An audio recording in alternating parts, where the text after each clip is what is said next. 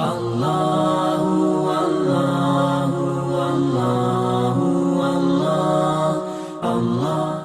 اللہ الرحمن الرحیم۔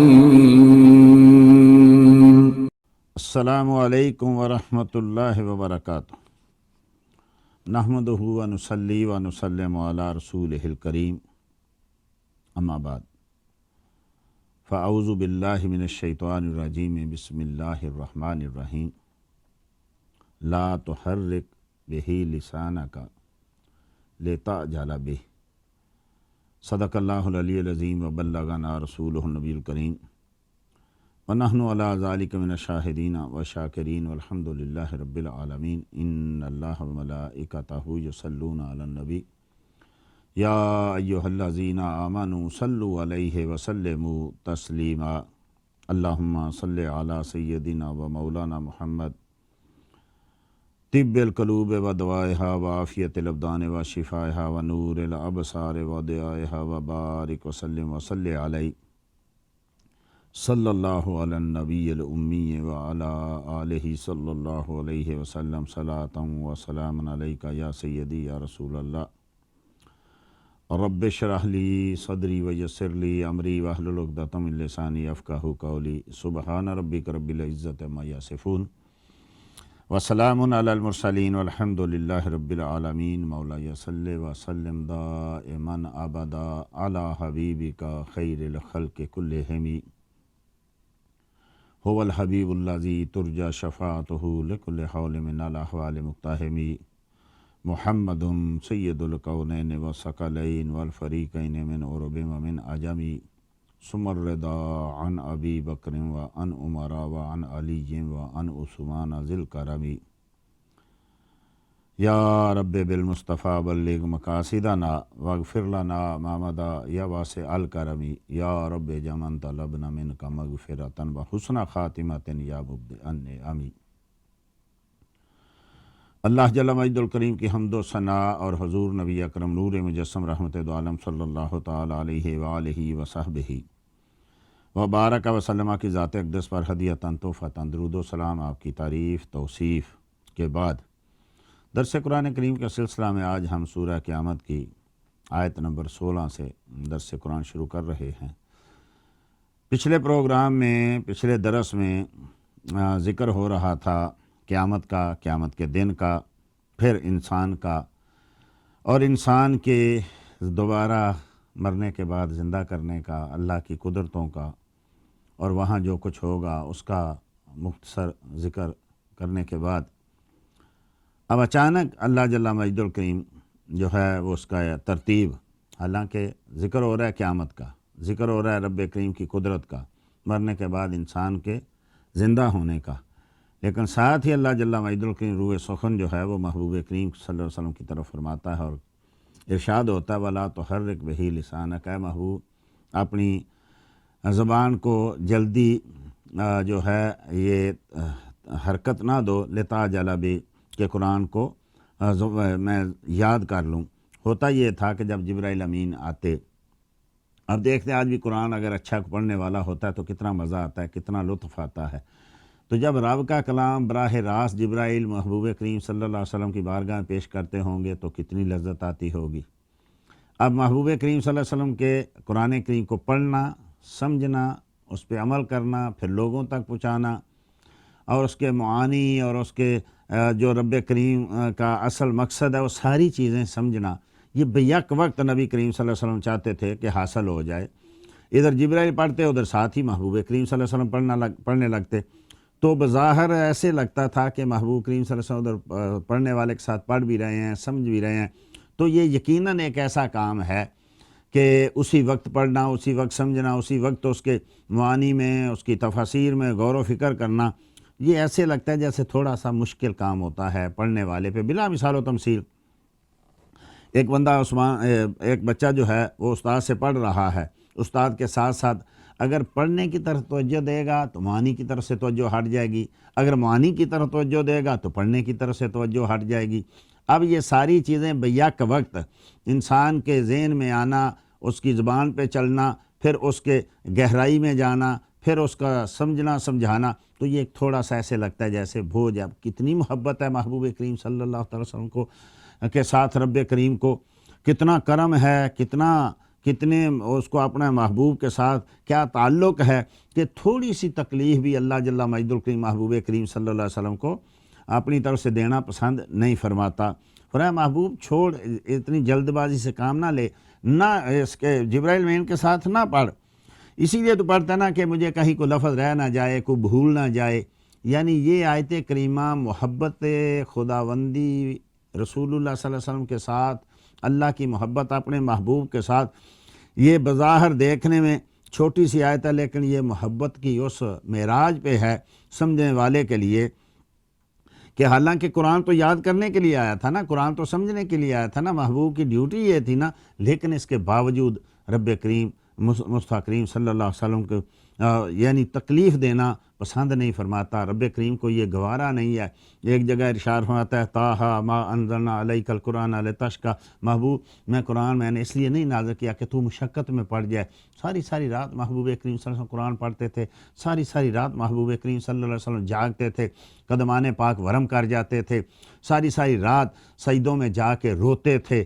تو رب کریم نے کہا محبوب میں نے قرآن اس لیے تو نازل نہیں کیا کہ تو مشقت میں پڑ جائے۔ اور یہاں رب کریم اللہ اکبر کس محبت کے ساتھ ارشاد فرما رہا ہے کہ محبوب تو اپنی زبان کو اس کو یاد کرنے میں جلدی میں قرآن کریم کے ساتھ حرکت نہ دے۔ ایک طرف محبت، ایک طرف ہمیں اصول دیا جا رہا ہے کہ جب جبریل پڑھ رہے ہیں تو محبوب کو کہا تم صرف سنو محبوب، باقی یہ یاد کرانا، باقی یہ اس کا سب کچھ کرنا جیسا آگے آ رہا ہے وہ ہمارے ذمے ہے، تو تم اس میں پریشان نہ ہوا کرو۔ اور دوسرا اس سے ایک ضمناً یہ مسئلہ بھی نکلتا ہے کہ ایک آدمی قرآن پڑھ رہا ہو تو دوسرے کو سننا چاہیے، یہ قرآن کے آداب میں سے ہے۔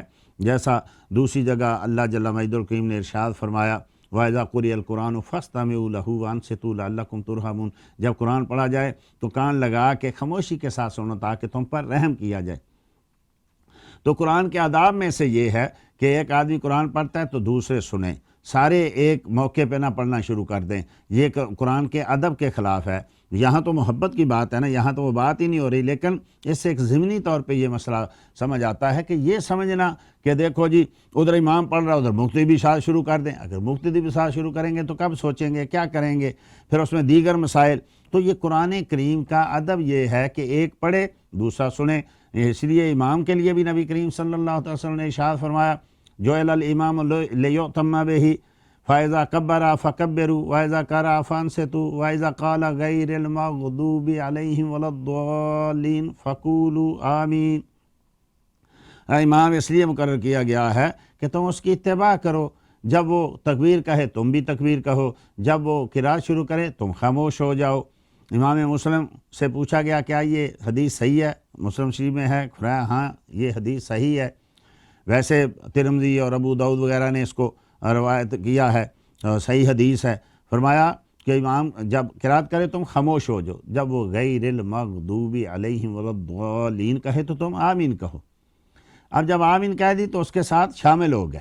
دوسری ایک حدیث ہے وہ بھی الحمدللہ صحیح حدیث ہے، نبی کریم صلی اللہ علیہ وسلم نے ارشاد من کان لہ امام فقراۃ لہ قراۃ، کہ جس کا کوئی امام ہو تو امام کا پڑھنا ہی مقتدی کا پڑھنا ہے، تم اس کی اتباع میں ہو، تم جو ہو تو تمہارے امام نے پڑھ دیا تو تم نے بھی پڑھ دیا۔ اب یہ کہنا کہ دیکھو جی حدیث میں آیا ہے لا صلاۃ لمن لم یقرأ بفاتحۃ الکتاب، کہ جو سورہ فاتحہ نہیں پڑھتا اس کی نماز نہیں ہوتی۔ بھائی ہم کب اس کے منکر ہیں؟ ہم کہتے ہیں ہم نے تو پڑھ لی، کیوں کہ ہمارے امام نے پڑھ لی، اور نبی کریم صلی اللہ علیہ وسلم نے ارشاد فرمایا کہ جس کا امام پڑھے تو مقتدی بھی اس کے پڑھنے والے میں شامل ہے، اور آمین کہہ کے اس کے ساتھ شامل بھی ہو جاتا ہے۔ تو یہاں یہ تو ہے، یہاں تو ہے محبت رسول کی بات، جو رب کریم کو مصطفیٰ کریم کے ساتھ محبت ہے، لیکن ضمناً یہ ہوتا ہے کہ ایک قرآن پڑھ رہا ہو تو دوسرا ادب کے ساتھ سنے۔ آج کل قرآن کا ادب نہیں ہے، کعبے کا ادب نہیں ہے، آج کل انبیاء کا ادب نہیں ہے، صحابہ کا ادب نہیں ہے۔ یہ جب سے ادب ہمارے معاشرے سے نکلا ہے، ہماری قوم سے نکلا ہے، اس وقت سے سارے کا سارا معاملہ الٹ ہو گیا ہے۔ اگر آپ والدین سے کی عزت نہیں کریں گے تو والدین سے جو ہے فیض و برکات کیسے لیں گے؟ اگر آپ انبیاء کا ادب نہیں کریں گے تو انبیاء سے فیض و برکات کیسے لیں گے؟ اگر آپ قرآن کا ادب نہیں کریں گے تو قرآن سے فیض و برکات کیسے آپ حاصل کریں گے؟ اب دیکھ لیں آج کل قرآن کریم کے ساتھ کیا ہو رہا ہے، کس طریقے سے قرآن کریم کو ہم نے، بعض لوگ تو ہیں صرف ادب کرتے ہیں، پڑھتے ہی نہیں ہیں، اور بعض ہیں جو پڑھتے ہیں تو ادب نہیں کرتے، بالکل قرآن کریم کو ایسے پاؤں کی جگہ رکھا ہوا ہے، عام کتابوں کے میں رکھا ہوا ہے یا عام کتابوں کے نیچے رکھا ہوا ہے۔ قرآن کریم کا ادب، یہ رب کا کلام ہے، اس کا ادب کرنا چاہیے۔ بعض اولیاء ہوئے جن میں امام فورق رحمۃ اللہ تعالی علیہ، امام بیہقی رحمۃ اللہ تعالی علیہ کے استاد ہیں ابو بکر بن فورق، بڑے اللہ کے ولی ہوئے ہیں، بڑے عالم ہوئے ہیں، ان کی حدیث پہ بھی کتاب ہے، مشکلات حدیث پہ ابو بکر بن فورق کی بڑی مشہور کتاب ہے۔ تو یہ ان کے بارے میں یعنی اصحاب تاریخ نے لکھا ہے، جیسے امام تاج الدین سبکی رحمۃ اللہ تعالی نے طبقات میں، کہ جس کمرے میں قرآن کریم ہوتا تھا امام ابو بکر بن فورق اس کمرے میں لیٹتے نہیں تھے، اپنی بیوی سے بات نہیں کرتے تھے، کہتے تھے مجھے قرآن کریم کا ادب ہے کہ قرآن کریم اس کمرے میں ہوں، اپنی بیوی سے کلام کر رہا ہوں، یا میں اس کمرے میں لیٹ جاؤں، اللہ اکبر۔ تو پھر جو اتنا ادب کرے گا تو قرآن کریم کے فیض و برکات بھی اس کو ملیں گے۔ آج دیکھ لیں ہمارے ساتھ جو کچھ ہو رہا ہے، قرآن کریم کے ساتھ جو ہم کر رہے ہیں، گلیوں بازاروں میں اس کے اوراق مقدسہ جو ہیں وہ پڑے ہوتے ہیں، اور بعض اوقات تو ایسا بھی دیکھا گیا ہے کہ معاذ اللہ استغفر اللہ، قرآن کریم کے صفوں کے لفافے بنے ہوئے ہیں اور ان میں چیزیں بک رہی ہیں، پکوڑے بک رہے ہیں، دیگر چیزیں بک رہی ہیں، اور پھر ان کو معاذ اللہ استغفر اللہ گندگی کے ڈھیر پہ پھینک دیا جاتا ہے، قدموں میں پھینک دیا جاتا ہے۔ یہ قرآن کریم کلام الہی ہے۔ وہ حضرت سیدنا بشر حافی رحمۃ اللہ تعالی علیہ کا واقعہ کہ جو اللہ کے نام کا، کلام کا ادب کرتا ہے تو اس کے لیے رب کریم نے کیا کیا رکھا ہوا ہے۔ تو جیسا کتب سیر میں لکھا کہ حضرت سیدنا بشر حافی رحمۃ اللہ تعالی علیہ تو کوئی اتنے اچھے آدمی نہیں تھے، شرابی تھے، جواری تھے۔ تو ایک دن شراب خانے میں داخل ہوئے اور شراب پی اور نشے میں باہر نکل گئے۔ جب صبح ہونے لگی تو نشے میں باہر نکل گیا، جوتا تک نہیں پہنا، ننگے پاؤں جا رہے تھے، تو دیکھا کہ آگے بسم اللہ الرحمن الرحیم لکھا ہوا پڑا ہے، تو دیکھا لے میرے رب کا نام نیچے پڑا ہوا ہے، اٹھا کے اس کو صاف کیا، اس کو چوما، عطر لگایا اور کسی ادب کی جگہ پہ رکھ دیا۔ تو خواب میں انہوں نے دیکھا کہ ہاتف غیب سے آواز آ رہی ہے، بشر تو نے میرے نام کا ادب کیا ہے، میں دنیا میں تجھے اللہ کا اپنا ولی بناؤں گا اور تیرا دنیا ادب کرے گی۔ تو پھر سیرت کی کتابوں میں، ان کی سیرت کتابوں میں لکھا ہے کہ جس رستے سے بشر حافی نے گزرنا ہوتا تھا، اس رستے پہ کبھی جانور پیشاب نہیں کرتا تھا، لید نہیں کرتا تھا، پخانہ نہیں کرتا تھا۔ کون بتاتا تھا جانوروں کو کہ یہاں سے آج اس نے گزرنا ہے؟ ابھی گزرنا تو بعد میں تھا۔ تو اللہ کے ولیوں کا ادب تو جانور تک کرتے ہیں، لیکن ہم چونکہ ادب کرنا چھوڑ گئے، قرآن کا ادب، اولیاء کا ادب، انبیاء کا ادب، پھر اس لیے آج ہم ذلیل و خوار بھی ہو رہے ہیں۔ بعض روایتوں میں ہے جن میں ابن ابی داؤد نے جو ہے کتاب المصاحف میں روایت نقل کی، یا دیگر محدثین نے، کہ وہ شخص جو کہ اللہ کے کلام کو یا بسم اللہ شریف کو یا اللہ کے نام کو زمین میں پڑا ہوا دیکھتا ہے، فرمایا اس کو وہ جو اٹھاتا ہے وہ ولی اللہ کا ہوتا ہے، اور جب تک وہ ہماری نگاہوں میں پڑا ہوتا ہے وہ گندگی کے ڈھیر پہ، لیکن فرمایا جب تک کوئی اللہ کا ولی آ کے اس کو اٹھاتا نہیں ہے، اس وقت تک فرشتے اس کی حفاظت کر رہے ہوتے ہیں۔ تو اس لیے قرآن کریم کا ادب، ایک تو یہ ادب ہے کہ بھی جب پڑھا جا رہا ہو تو خاموش ہو جاؤ، ہمتن گوش ہو جاؤ، لیکن آج ہم نے دیکھا ہے قرآن کریم بھی پڑھا جا رہا ہے اور ادھر باتیں بھی ہو رہی ہیں، بلکہ بعض اوقات تو ایسا ہوتا ہے ادھر قرآن کی تلاوت لگی ادھر لوگ گانے لگا لیتے ہیں، ادھر لوگ بے حیائی کی باتیں شروع کر دیتے ہیں۔ تو جب قرآن کریم کا ادب نہیں کیا جائے گا تو پھر قرآن کریم سے ہم نے حاصل کیا کرنا ہے؟ آج دیکھیں قرآن کے حافظ ہم میں بہت سارے ہیں، قاری بہت سارے ہیں، بڑی بڑی اچھی آوازیں ہیں، لیکن قرآن نے جو عزتیں دینی تھیں وہ ہم اس سے حاصل نہیں کر سکے۔ ایک تو یہ کہ یہاں تو محبت رسول کی بات ہے، یہاں تو اللہ جل مجد الکریم ہمیں یہ بتا رہا ہے کہ محبوب کو اتنی بھی تکلیف رب نہیں دینا چاہتا کہ جو کلام اسی لیے نازل ہوا، اقرا پڑھنے کے لیے نازل ہوا، اسی کے لیے رب کریم کہہ رہا ہے کہ محبوب تجھے جلد بازی کی ضرورت نہیں ہے، آرام سے تو سن جو جبرائیل امین کہہ رہے ہیں. کیوں؟ ان علینا جمعہ، اس کا محفوظ کرنا، و قرآن، اور اس کا پڑھنا یہ ہمارے ذمے ہے.